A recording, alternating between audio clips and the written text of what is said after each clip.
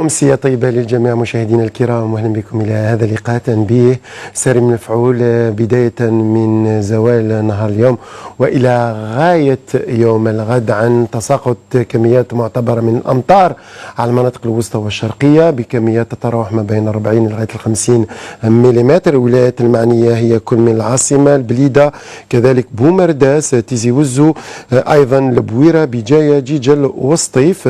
تساقط كذلك لثلوج على القمم الجبلية التي يزيد علوها 800 متر، المرتفعات الوسطى والشرقية كل من بومرداس، البليدة، المدية، تيزي وزو، البويرة، بجاية، جيجل، سطيف وبرج بوريريج بسمك الثلوج يتراوح ما بين 10 إلى لغاية 20 سنتيمتر، وهذا إلى غاية يوم الغد إن شاء الله. إذا أمطار ستتواصل في التساقط خلال يوم الغد، اضطراب جوي نشيط. الفعالية ستخص الواجهة الساحلية الوسطى والشرقية، أمطار على شكل زخات رعدية إن شاء الله، تواصل لتساقط الثلوج على المرتفعات الوسطى والشرقية، بعض الأمطار كذلك على المرتفعات الداخلية الغربية وكذلك شمال الصحراء. خلال ليلة اليوم إن شاء الله 3 درجات دون الصفر على الجلفة والبيض، 6 درجات على العاصمة، نفس المقياس على بشار، 3 درجات على بسكرة، ننتظر 18 درجة على أقصى الجنوب. أما خلال ظهيرة الغد درجات الحرارة القصوى دائما في تراجع، 7 درجات على كل من سطيف، قسنطينة، قلمة، ميلا، حتى على البيض، 14 درجة على العاصمة، 11 درجة على كل من بجاية، جيجل، سكيك، دعنبة، طارف، وحتى على تيزي وزول، 20 درجة على بشار.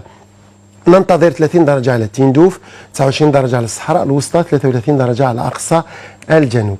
حتى البحر خلال يوم الغد يبقى كثير الاضطراب على كل من السواحل الوسطى والسواحل الشرقية، رياح قوية شرقا لكن معتدلة على الوسط، بينما ضعيفة مع بحر قليل اضطراب على الواجهة الغربية. أمطار رعدية معتبرة ستخص كل من سنغافورة، جاكرتا، كذلك كولومبو مع 30 درجة، أجواء مغشة على نيودلهي مع 30 درجة، أجواء مشمسة على بكين مع 12 درجة. غروب الشمس ليوم الغد الفاتح من شهر مارس على مستوى العاصمة سيكون بحول الله في تمام 6:42. أمسية طيبة للجميع، في أمان الله.